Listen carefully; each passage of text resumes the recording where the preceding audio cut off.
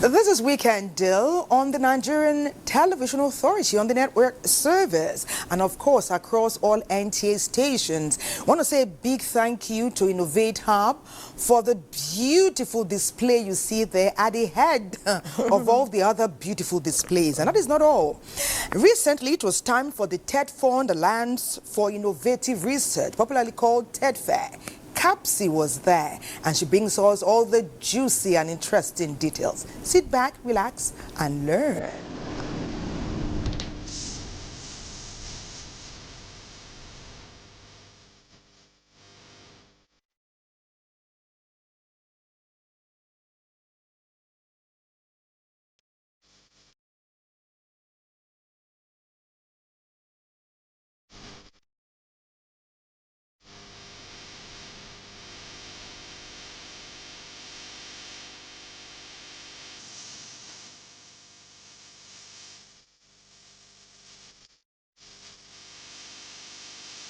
The conceptualization of this innovation happened with my other team members, and this was due to the excessive maternal and child death that happens in the rural northern Nigeria, where you have lack of electricity in the primary healthcare centers, where the vulnerables go for either childbirth or taking their children to these primary healthcare centers, and due to lack of electricity, they are not properly taken care of. So this innovation is a vertical axis wind turbine system that generates electricity 24 hours.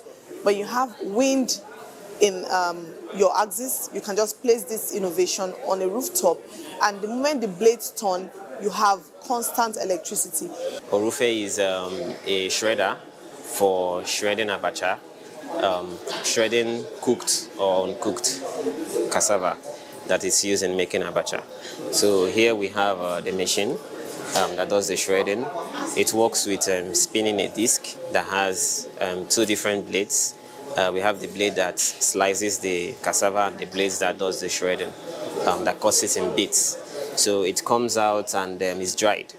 So if it's dried, it's packaged this way and it can be sold this way. For TED Fair 567, which comprises of innovators from the university, polytechnics, and colleges of education, they developed 11 prototypes, and I'm proud to also announce that all patent certificates are ready. TED Fund will be, and we have been at the forefront of finding those solutions and supporting endeavors that bring us to that.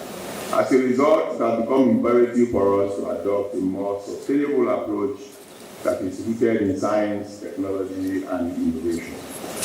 This paradigm shift is essential to bridge the existing knowledge gaps, the application of knowledge, and the commercialization of research outcomes capable of addressing Nigeria's development concerns. In today's rapidly evolving global environment, innovative and problem-solving research is imperative as a critical driver of economic competitiveness, our societal progress, and national development.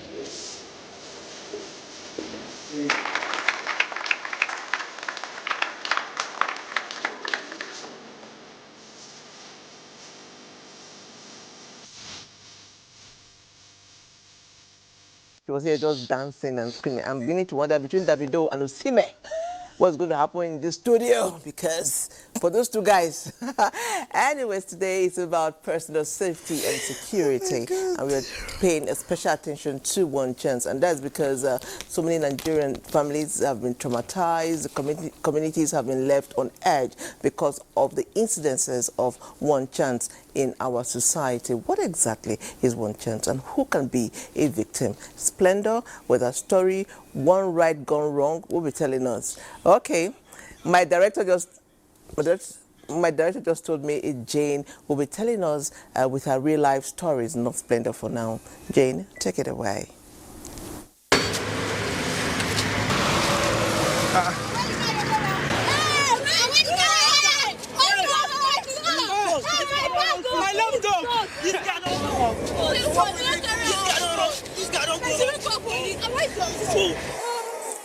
In the hustle and bustle of Nigeria's city, thousands step out daily, chasing work, dreams and survival. But in the midst of this movement lies a nightmare hidden in plain sight. It is called one chance. Criminals disguised as transport operators, bus drivers, taxi men, or ride-hailing agents lure unsuspecting passengers in. It is a ride that begins like any other, but could end in fear, violence, or loss. Once the doors close, the terror begins. I stood at a bus stop within the city of Abuja, and lo and behold, there was another guy standing, and as usual, it's a normal thing we do whenever you want to enter vehicle, only to discover that that same guy that entered with me was part of the deal. For themselves one chance to say. And after a few seconds, I saw a facial expression of that particular young guy that entered with me. And at that point in time, I felt something and I said, I am in a wrong vehicle. Stories like hers echo across Lagos, Abuja, and other cities. Tales of quick abduction, forced withdrawals at ATMs, beatings, and psychological scars that last a lifetime. For many victims, escape comes only by luck or courage. It's actually not an experience anybody wants to recall. It's traumatizing, first of all. It takes away from you. But, well, experiences, they say, are best teachers. Behind every one chance attack is an organized network. Drivers, sporters, and cash handlers. They prey on the vulnerable, late commuters, lone passengers, or those unfamiliar with city's routes. ATMs and POS agents often become tools in their chain of exploitation. If you're going to enter a car, you should be able to look at the plate number back and front. If they have a plate number, then look at the people who are already inside the car. Or if you are in the car, those who are now coming to enter the car, what are the kind of conversations they are now discussing, so that we'll be able to give you an insight. In fact, in some cases, you have a right to ask. You should see their boat, because there are cases where some of them, they hide inside the boat with a weapon. As soon as you get inside and the car took off, then the person will now come out and collect your belongings and throw you out of the car. First, you should identify parks. Identify parks and use park. In park, most of the cars are registered. 2, you should identify cars where they always rush along the road.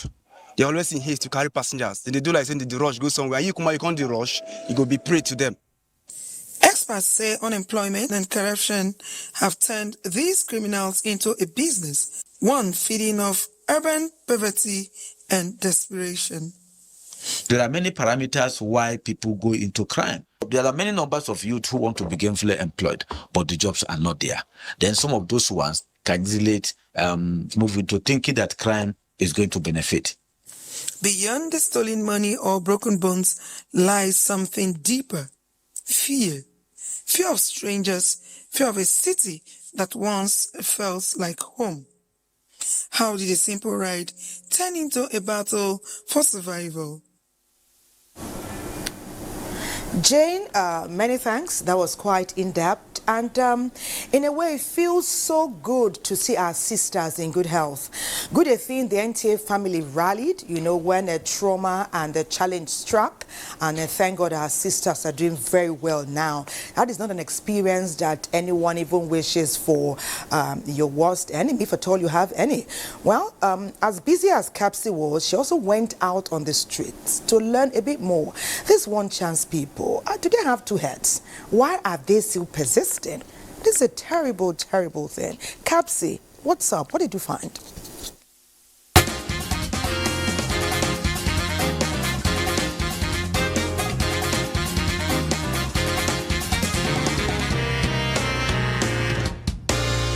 Share your experience about one chance people and the strategy we think we can avoid while boarding a car? Okay, it was on a fateful day. I got into a taxi from my junction. That's Kagini Junction at Kubwa. People that know Kagini. So from there, a lady was at the front of the car and two guys at the back. I was the third person that got into the car. And in that process, when we were driving, a few minutes or few seconds, they just locked the car, wind up the glass.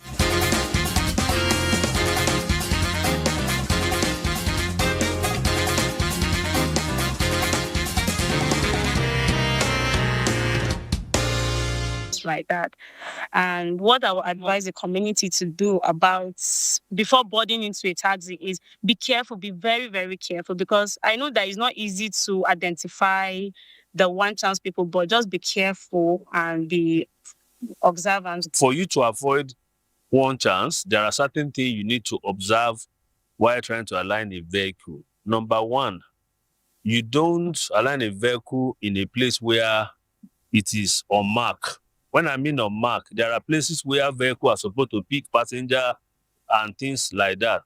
So that is number one. Then number two, when you notice a vehicle that does not actually have a particular price, he's telling you how much you want to pay. So you should also know that this is not a regular driver that applied this road. So all of these are signs for you to take precaution seriously. I boarded the car and then I entered, and immediately I entered, the other lady started talking about having her bag in the boot and she wants to get down. Then the driver was like, okay, so she has something in the boot. He just started ranting and yelling at her that, it's very dangerous for her carrying that thing, putting in his car. What if the police stops him? She was like, no, she traveled from Kano, blah, blah, blah. She just started telling us her life story.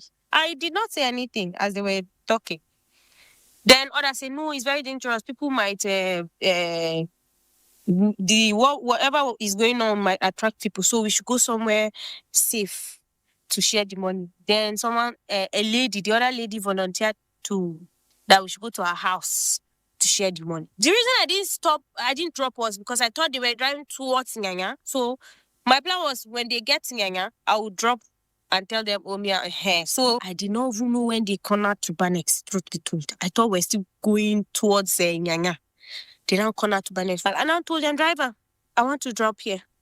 That was when all of them were like, this thing no enter this girl. They just turned and looked at me. And then I did not even notice that there were policemen in front. They got scared, I guess, because of the police they saw. So they dropped me. And I did not even get out of the car. They just zoomed off. Number one thing is that you should avoid entering motor along the road. Yes, you have to be very, very careful of entering motor along the road.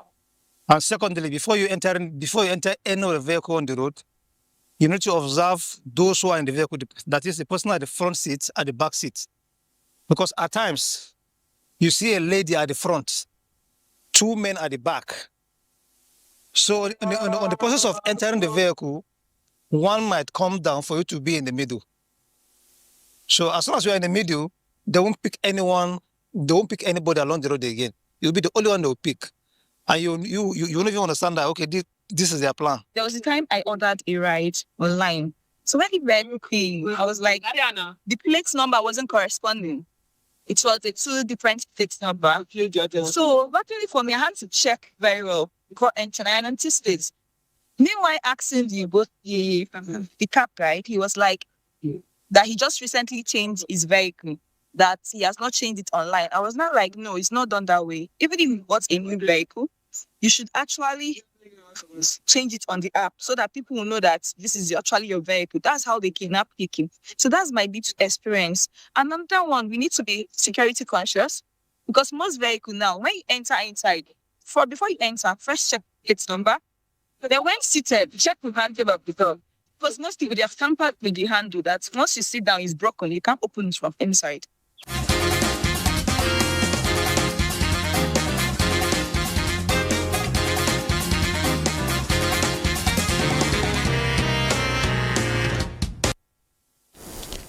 Nice one there, Kamsi. Your views from the street has further enriched our package today. We're talking about personal safety and this challenge of one chance. And it's not only in the FCT. From what we hear, reliably, it's happening in different parts of the nation. Good Athena, our experts are here to give us the expert knowledge, because obviously there's something we are missing. We often say your prayers, we often say that sixth sense, but is there more in terms of what you should look out for, what you should do to stay vigilant? So let's meet our guest, Dr. Kabir Adam, who is the Managing Director, Beacon Security and Intelligence Limited. Of course, it's a familiar face and a familiar name. His profile is now.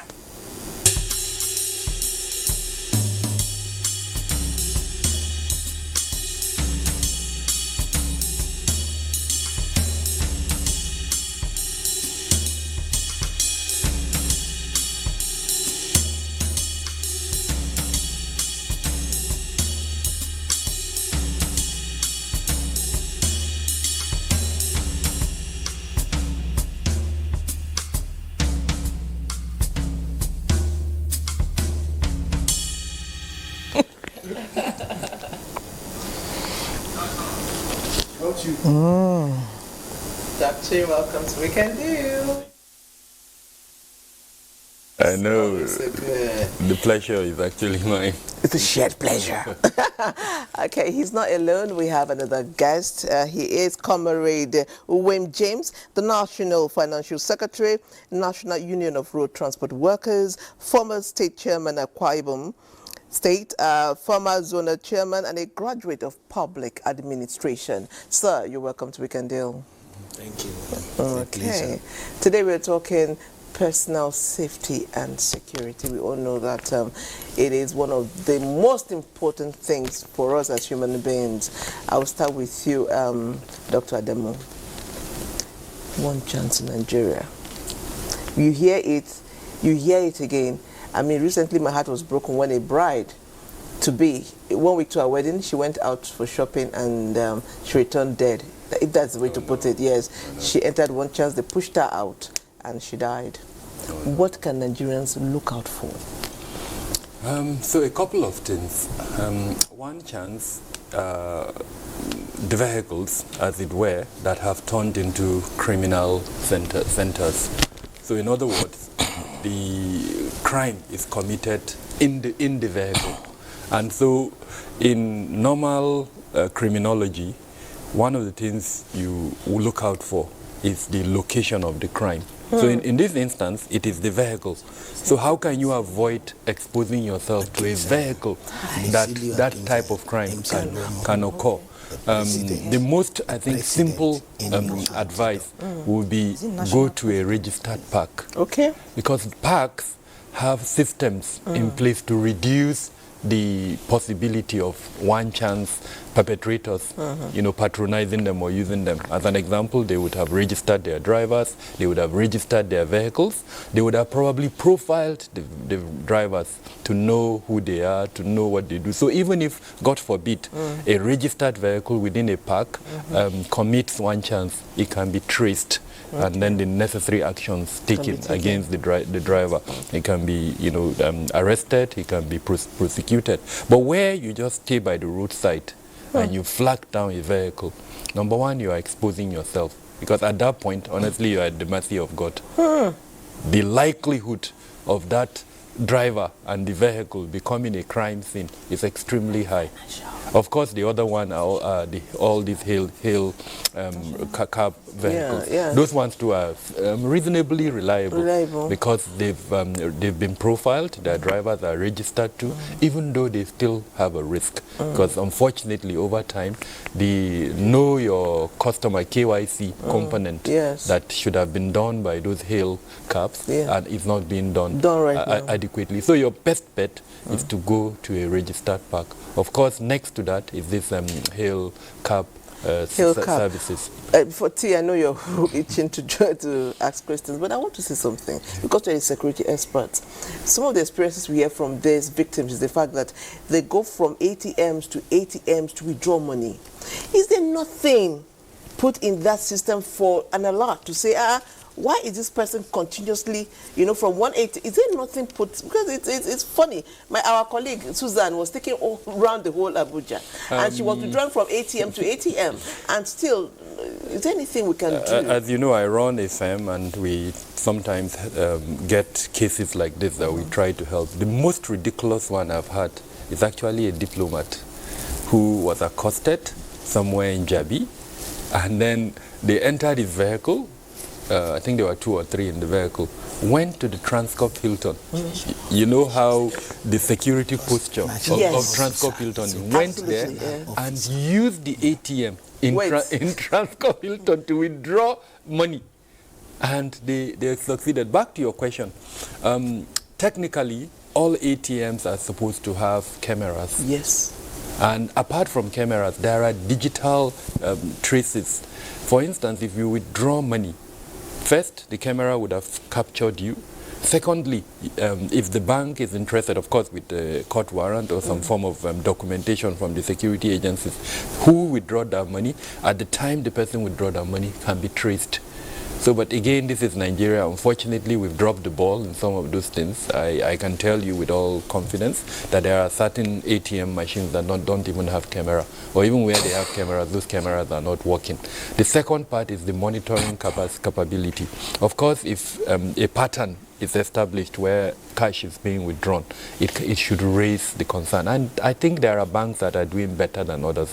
There's a particular bank, I mean, I don't have accounts in a lot of banks, but there is one of the banks that I use. If I make the mistake of putting my PIN number once, believe me, I get a call immediately from them. But then there are other banks that I've used that, I mean, even if you try to reach them, it will be difficult to reach them. So I think there is that regulatory gap that is not enforcing the requirements. The requirements are there, I must tell you.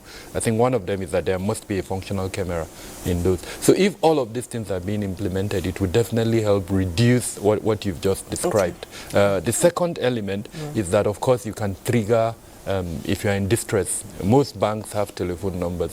If you are in distress, you can call them and they can automatically and immediately block, that account number. But the challenge is this: the person who is accosted, who is facing one chance, would usually not have access to his or her phone. So it will be after the event that the person can probably make that call. I was just going to mention that, Dr. Adamu, even when they have access to a phone, you've just had the traumatic experience, getting yourself together.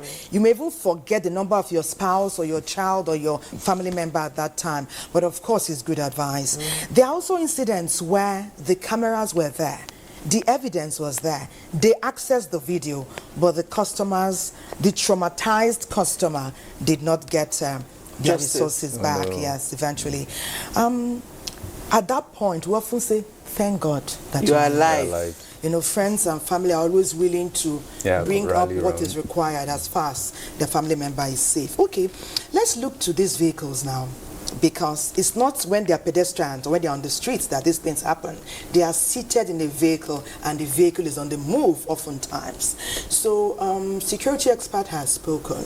Mr. James, you are here in your capacity as the national officer of the NURTW, also representing MC Olomo, who is the president of the NURTW. Please extend our greetings to him, and it was great of you to make it. Yes. These vehicles now, how is your association putting checks and balances to know who is driving what and what they do on a daily basis? We know that they have routes and they have car parks. So where's the gap? Thank you, Madam. Thelma. Okay. We are so young, we are not Thank you. Thank you. It's really a situation we are having when it comes to this issue of one chance and safety, personal safety, the transportation sector, commuting from place to place. For us, we look at it that, safety is a function of orderliness. And orderliness is the ability to make necessary rules, reasonable rules, and obey them. So now in this situation, whose responsibility is it to make these rules, to regulate the system, who is carrying who, people especially in the city. One chance can hardly happen in a village setting or a very local setting. It happens in highbrow cities, at the state capitals, and for any commuter that comes into the state capital or a city must have had the leverage of communication, ICT, phone, and all the other things like that. We should know it should be a little digitalized. Now, looking at the aspect of who should regulate, we have a situation between, you see, the expectation of the society on the National Union of Road Transport Workers might be a little higher than what is available. Because the union is a trade union. And you see, take a trade union, even the union of journalists as we are here, the teachers, union of teachers, union of nurses, all the unions. What is the responsibility of a union? Is to gather for the welfare of the members. Yes. But in the road transport sector, we have a NURTW, which is practically a private sector core, operational union. The responsibility now shifts from managing, catering for the well-being of members to checking what is happening in the society, operations. That is why we are here now talking about what can the union do to check these kind of issues in the city. So the issue is, who should have regulated who should drive a taxi in a city? Who should carry somebody? Is it a rocket science that... Sorry, just a minute, Mr. Wham. Are you saying we unburden you totally as an association because you are employing drivers? You don't check their credentials, you don't check who they are, what they have done. The road safety has their own work, the VIO, the others. They have. No, we didn't mention driving license yet. The government, you say employing, for a driver to be qualified. No, don't you check? For a driver to be qualified. He has to have a driving license. He has a driver's license. That's where I'm coming to. Okay. The law, the regulation. Yes. To go straight to the point is, you see, in the 1999 Constitution, the Constitution recognized the local government councils to establish, maintain, and regulate motor parks. Absolutely. But inside that motor park, the Constitution, I think Section D, also precludes the government, that is local government or state government, like in the FCT, where state government builds the motor parks, from regulating anything mechanically propelled. Oh. That is any motorcycle, anything with engine. Car, keke, minibuses, tricycle, buses. You're precluded from doing that. Yeah. And they are not supposed to regulate. So now you see in the motor park or in the town, in the city, who regulates these persons that are operating automobile, mechanically propelled?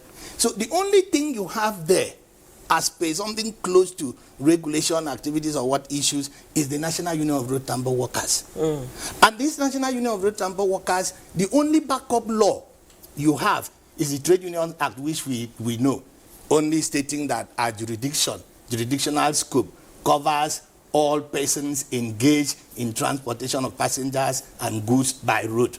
Hey. You understand? So now, in a city, you as the road transport worker, you have the responsibility of catering for your members. You now have a responsibility of regulating the operations. You have the local government, you have the state government, where because the government, they will not come, they appoint consultant, contractors, people who will now come in, as I will call them interlopers, to regulate that system. Remember, the law is not really giving them the leverage to regulate.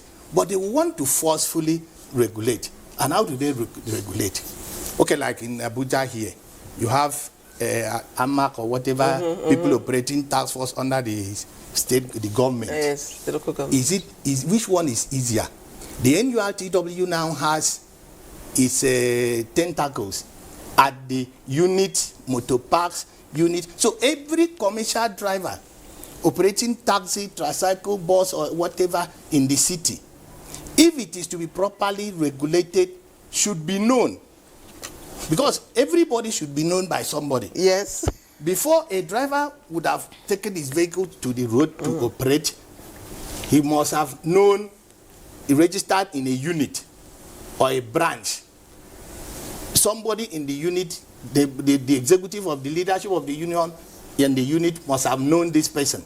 The branch would have known the person, the state council, and then the national where we are. I know that's your which aim. we wouldn't know. I know that's your aim, Mr. Awem. You know, it has been a long story. It's a bit convoluted somehow. Let us get more clarity. Because you know what I asked you? You've established that there's a gap.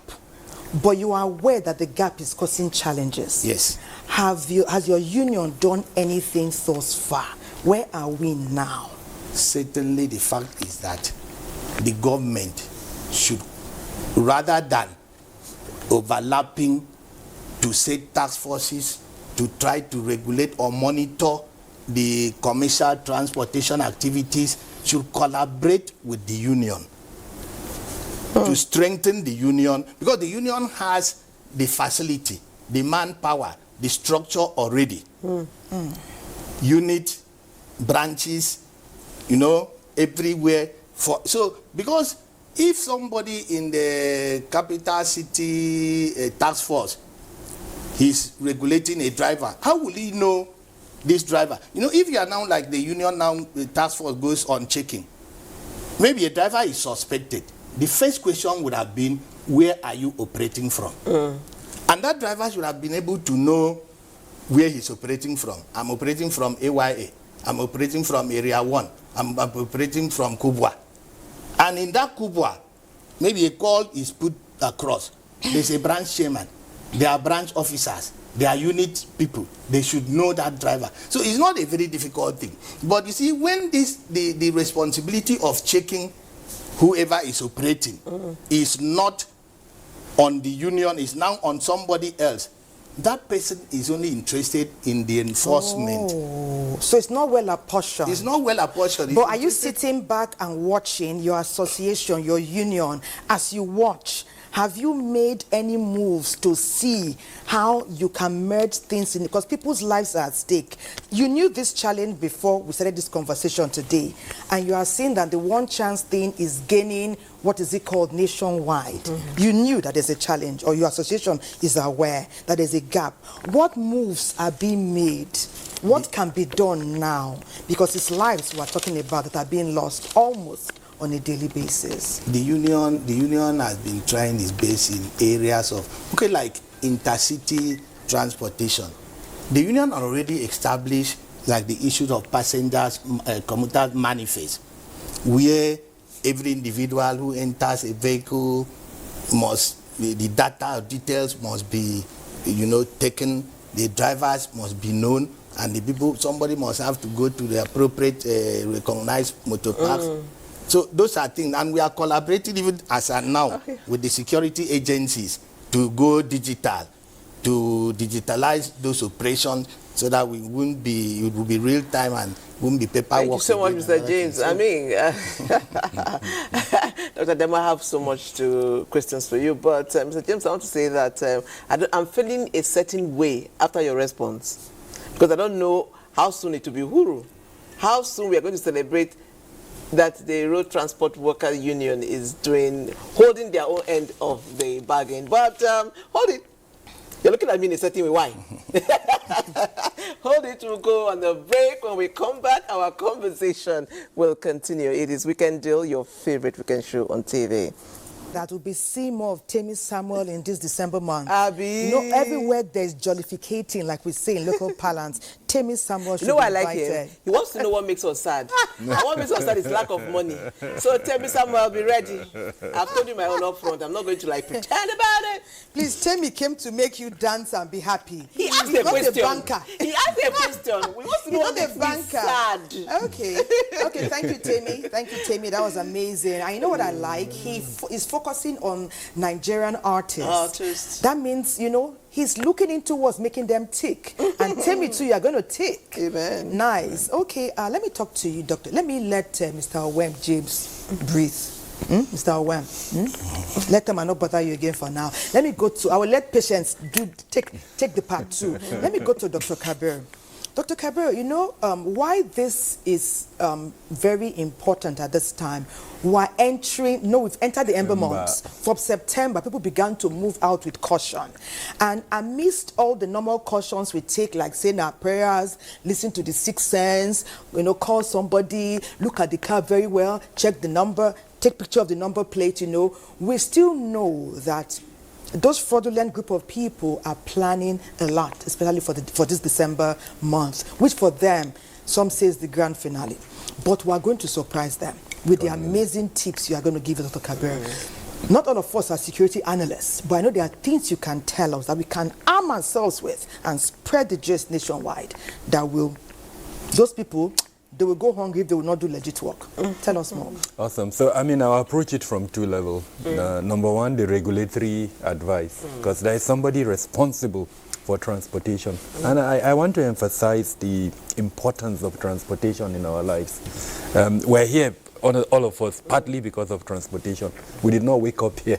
Yes. It was transportation that brought us here. Absolutely. Some of us have our personal cars, others rely on commercial vehicles. So that's how important. And thank God we have a Ministry of Transportation in the country. If you are looking at it at the federal level, there is a federal ministry. At the level of FCTA, there is a department that is responsible for transportation. So my advice is to these two arms. In terms of their regulatory component, they need to make sure that every commercial vehicle on our road is registered and that they know the profile of that driver. And more importantly, that they know that vehicle. In today's world, because first off, you have to register your vehicle. There must be a plate number on that vehicle. And there is even technology by both VIO and Federal Road Safety Corps. All they need to do is put that technology on your plate number and everything about you comes up. So we need to make sure that technology is available to everybody who has a long-term plan.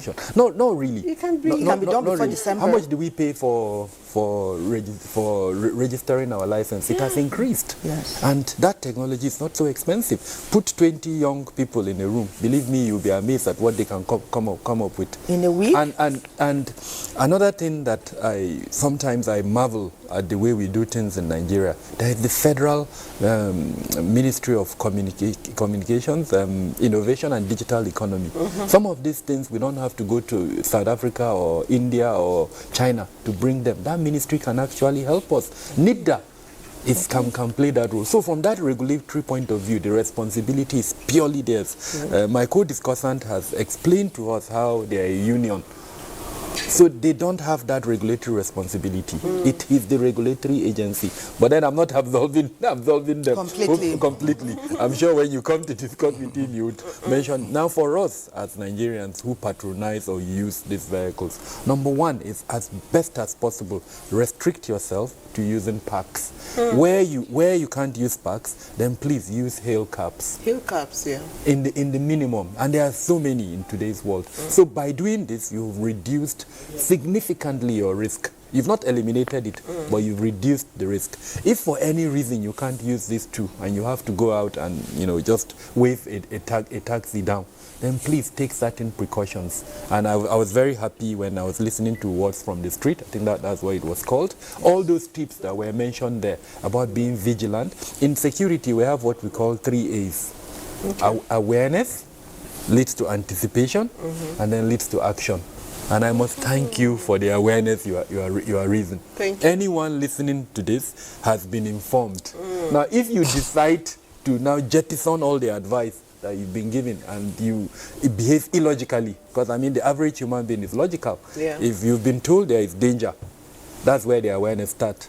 You should anticipate that danger can happen to you. In other words, avoid as much as possible going to wave a taxi on the street. Because again, I want to say, at that point, honestly, you are at the mercy of God and that criminal. The possibility that the taxi you waved is a criminal, and anything could happen after that is extremely high. So that's, you are aware, you've anticipated. The last point is that you take action to avoid the consequence of that. And how do you take action? We've recommended either going to parks or hill cabs. But then if you have to, and you've entered the vehicle at that point in B. Some of the tips given, take note of the plate number of that vehicle, where you can even snap it, and like we all say, even if it's pretend, but don't even pretend, send it to a loved one. And if you have a smartphone, please activate your location.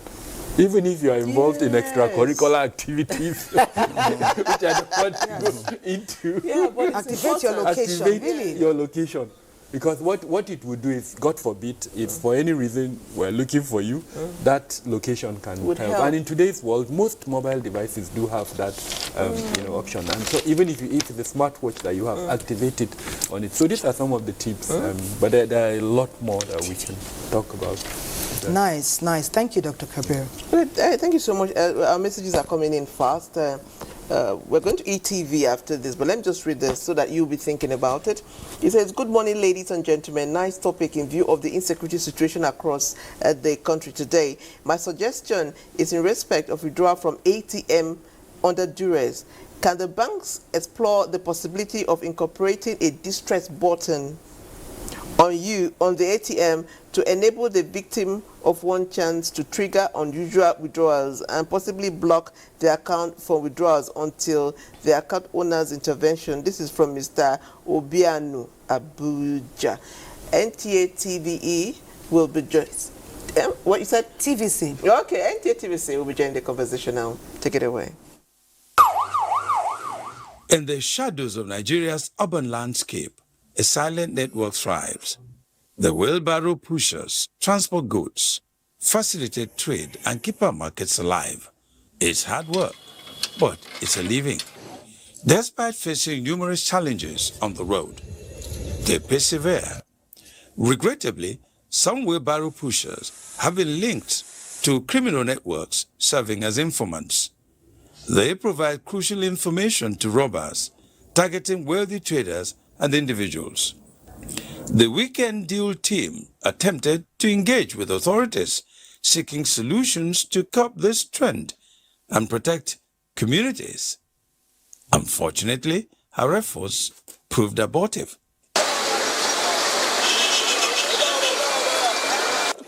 In many robbery cases, criminals rely on local informants. These silent watchers study routines, mark targets, and move in and out of neighborhoods using simple signals to set crime in motion.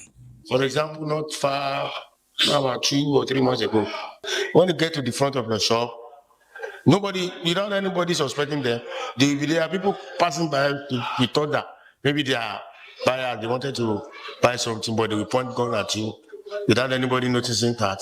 Only you will know that these are what we are doing. And what they will do is this: all the money you have made since morning, you give unto them, and they will run away with it.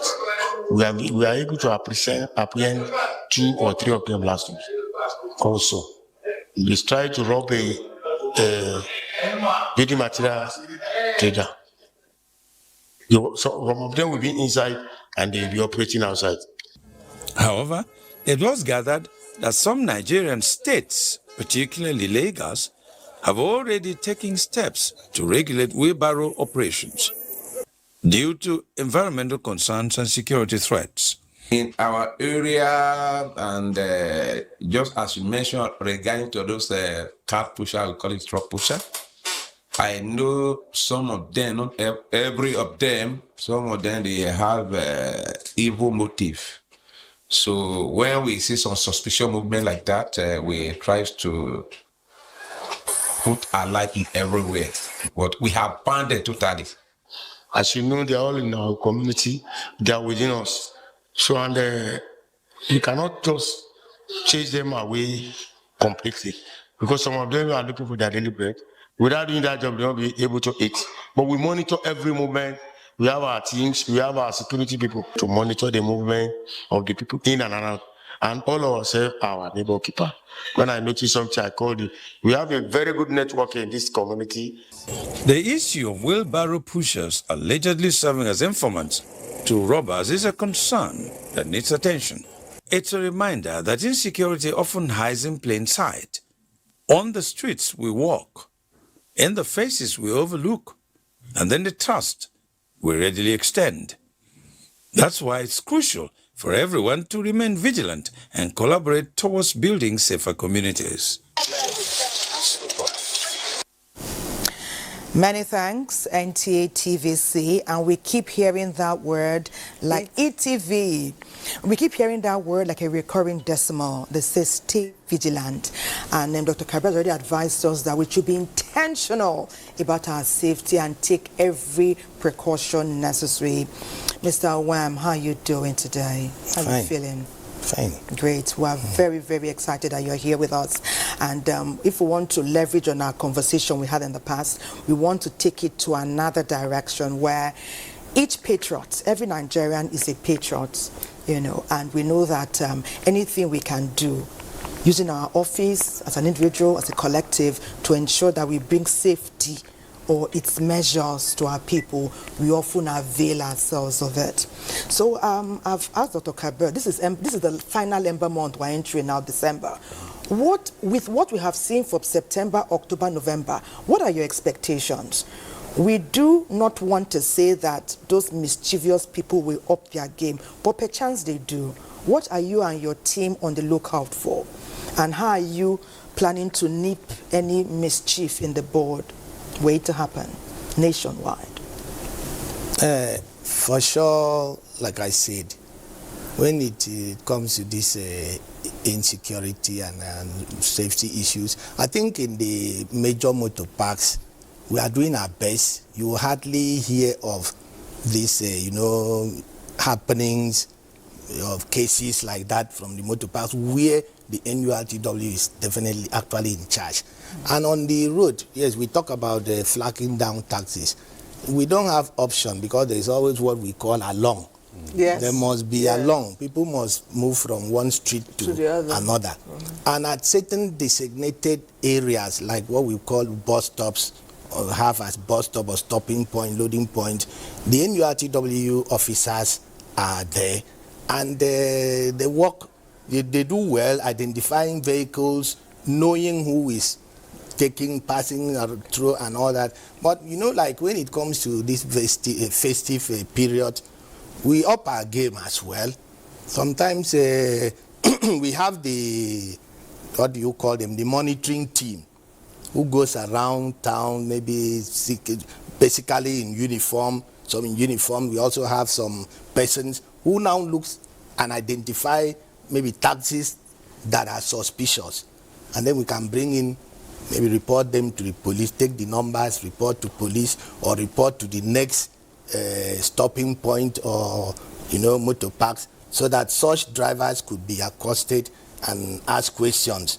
Where they are genuine, would they have proper registration, no problem, but where they are not, we see that. So, you see, our challenge is still that we need to be supported, actually supported by the regulatory or the government authorities, so that in generality we should know whoever is operating a taxi within a city. But can I ask you something? How do you brand your drivers and your cars? And when we're younger, there will be a sign to show that this person is a member of the NURTW. Is this still prevalent? That is the issue I'm talking about. Okay. In some states, we have had collaboration with state government where all commercially operated taxis, tricycle, what are painted a particular color.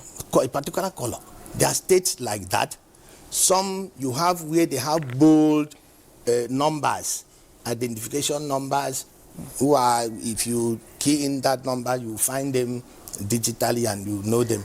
You have their data. So, but in some places where you have, like I still say in like the federal capital, the capital city here, it's large, it's massive. So, for me, basically, what we need now, even at this point, is cooperation between the capital city authority and the union operators, so that where the union has covered, where we have covered the known areas, the other areas that is not, the larger, where you have people coming in, infiltrators, we can check them. Thank you so much. Thank you so much. There's so many issues. Somebody just wrote here that what happens to a man who is leaving work and decides to pick passengers to help himself? I mean, who monitors him? So a lot of questions and a lot of issues are coming up. But I am a self-acclaimed big sister of NTA, and she's ready with food and nutrition. NTA. There we have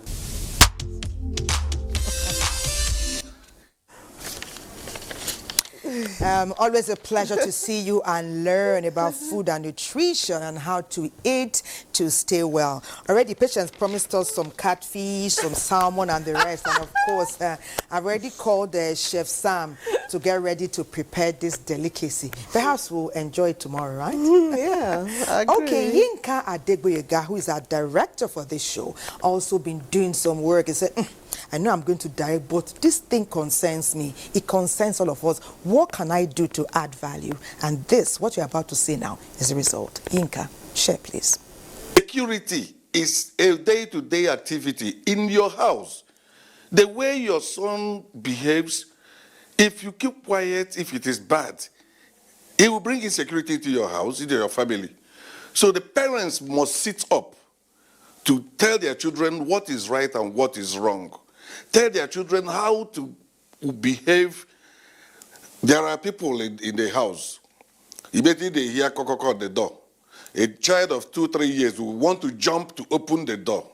A parent should be able to teach the child, look, you are not supposed to near the door because you don't know who is coming in. Let them know that insecurity is real. And on day-to-day activity, they teach them that. You're supposed to have an adult that will come in and check and go back. I want everybody, I want every community, I want all traditional rulers to take care of their kingdom. Man your kingdom. If you see a strange face coming into the kingdom, especially, God has given us that discerning spirit to see something and know how it is. If you see some people coming into your community and you're suspecting them, call the police. Even if you don't have strong vigilante, let them check those people. Nobody can attack a community without going through that community, learning them like you read books, know their weak points, know the kind of things they have and their outlets. So once you see somebody you don't know in your community and has no good intention, you will know. There's nothing wrong. Stop the person. Sorry, sir. I am a vigilante. Who are you? And why are you here? And he will tell you, look, I'm going to do this. You investigate the person and that's all. If the person know that anytime they come to this place, this is what they will see, they wouldn't bother your community again. Be suspicious about everybody you come across. Don't overlook the issue. I said, he's a human being, nothing happening. I want everybody to be suspicious of everybody. Security or sharing of your environment is everybody's business. You must be very much alert to see something and say something. That's all that is.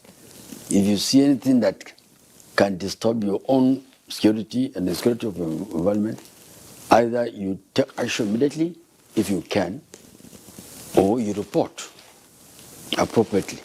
As Africans or as Nigerians, we have the culture, natural one, of loving our neighbors, caring for our neighbors. Not going to beat our neighbor or kill our neighbor or steal our, no. Caring.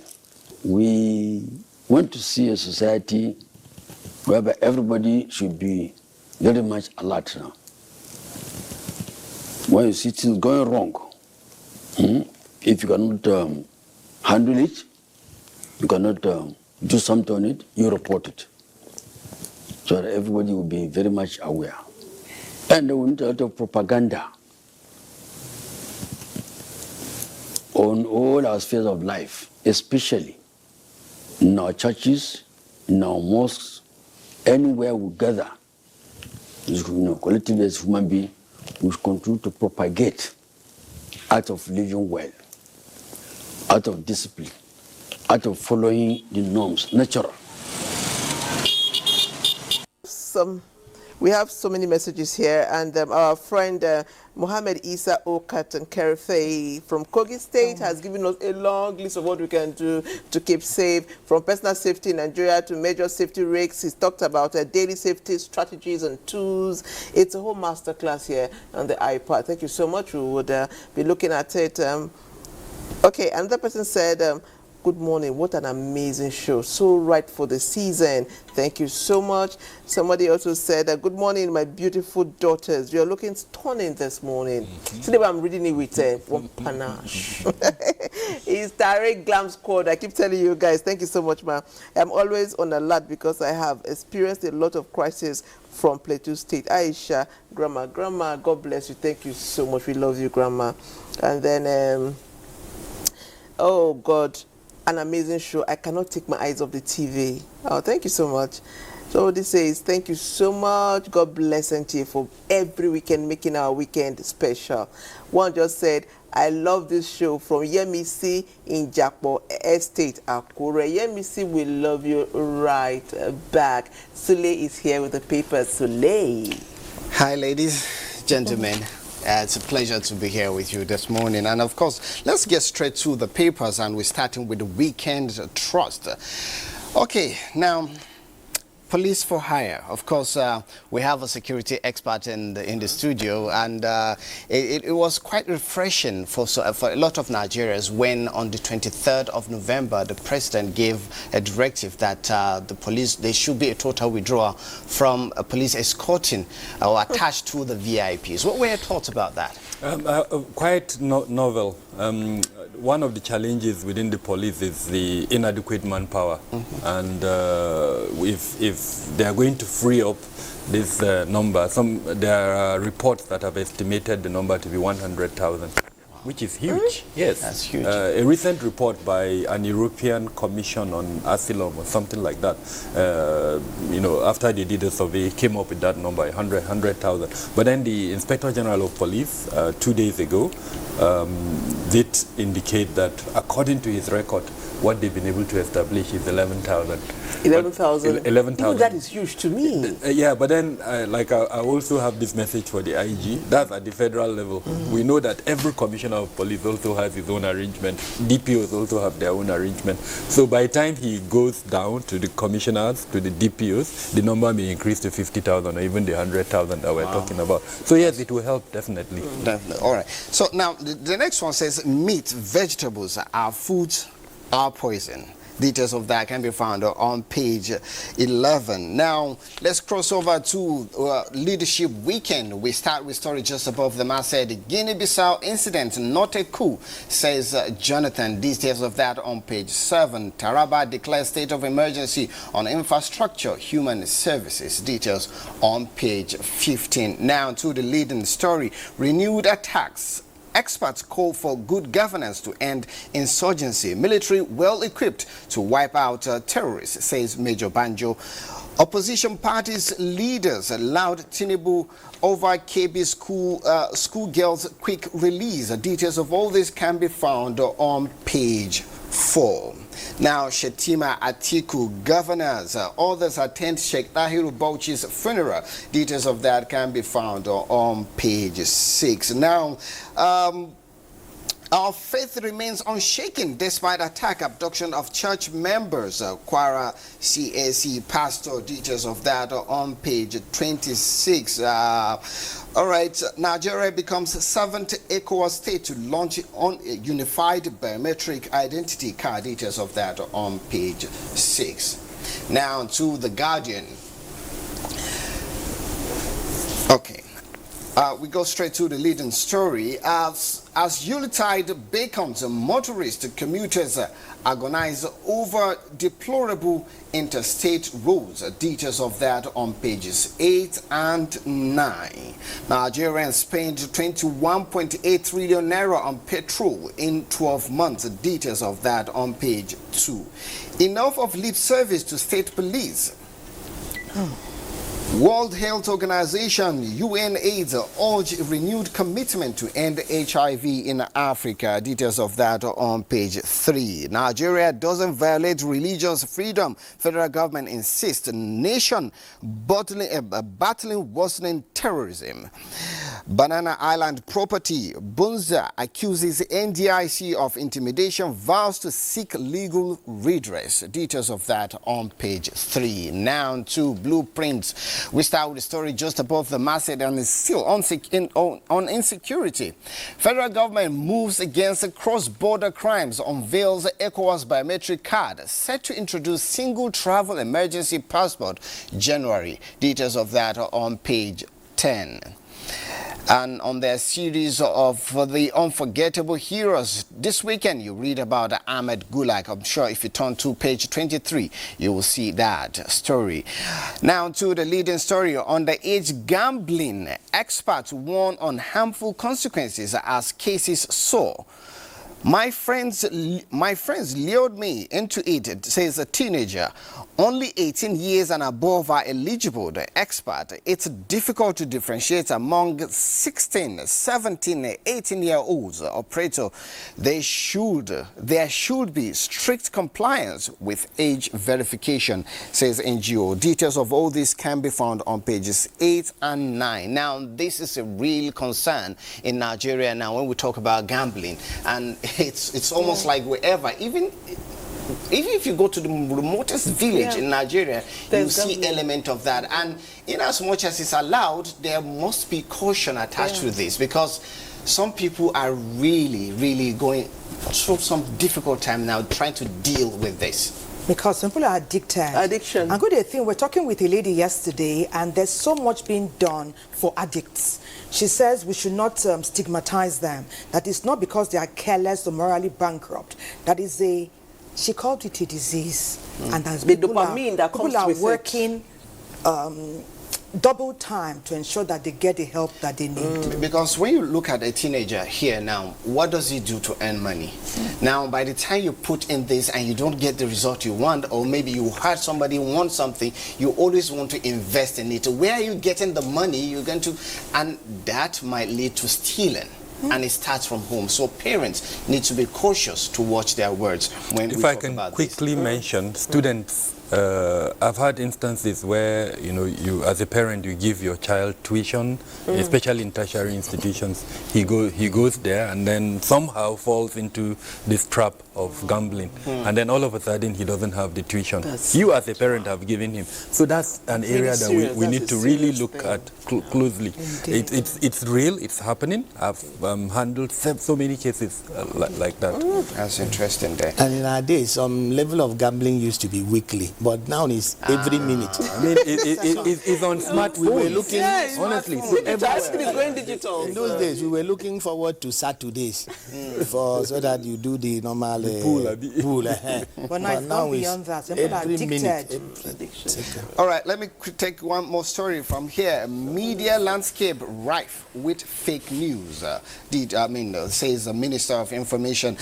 Details of that on page 7. Now to the last paper I have with me this morning. That is This Day. We start with story just above the masthead. Cardoso, foreign capital inflows rise by 70% to $20.98 billion in October. Goodluck Jonathan, Guinea-Bissau's ousted president Embalo, masterminded ceremonial coup. That's an interesting take there. Details of that can be found on page 5. A federal court issues orders restraining police from Draw Cox, Abuja and Lagos properties, including Nestworld Tower. Details of all this can be found within the paper. So that's much we can take from the papers. We go straight to sports. Yes. Okay. And Samuel Godwin is talking with Samuel Amodu, the Director of Communications in the Nigerian Female Football League. What have our darling Super Falcons done this time? They always get it right? But let's concentrate on the league. Godwin, take it away. Indeed, God bless Nigeria. Okay, so I'm going to read this message quickly. It said, I'm watching your show and it's very nice. So please talk to me talk to me back on the TV. You see, that's why we say call, right? Tell us your name, because I would have been calling your name and talking right back at you. That's what I'm good at. But there's no name, so, I mean. Anyway, we appreciate your messages. We are here because of you, and we love you. So we're at the end of our show. I will start with Dr. Quickly give a word of advice on what Nigerians should look out for, and maybe quickly speak to the fact that it's Ember Month and crimes are right. Just a word of advice. But Doctor said, patience. I say a word of advice. A word of advice. Earlier on, I spoke about the 3 A's. Yeah. So I think everybody should kind of write that somewhere. Awareness leads to anticipation and then leads to action. Before you do any activity, ask yourself, what is the likely security risk? And then what do you do to reduce that risk? Simple. Okay. Mr. Wham. Mr. Wham. For me, safety is a matter of consciousness. We should be very conscious at any point in time. For us as a union, like I'm representing the national president, MC Olomo, on this program, for us as a union, in fact, this week we are having a meeting for the festive period. Okay. We are going round, we are enlightening our people, and we hope it's getting better, because it's getting better for sure. We are doing our best to get it right. Absolutely. It takes a village, right? When you see something, say something. Say something. We are all in it together. And we must celebrate Ember in good health, and in with our families by God's grace. Amen. We must all look out for each other. Amen. All right, so music. Let's do some dancing. Shake this body and get jiggy. Let's get jiggy.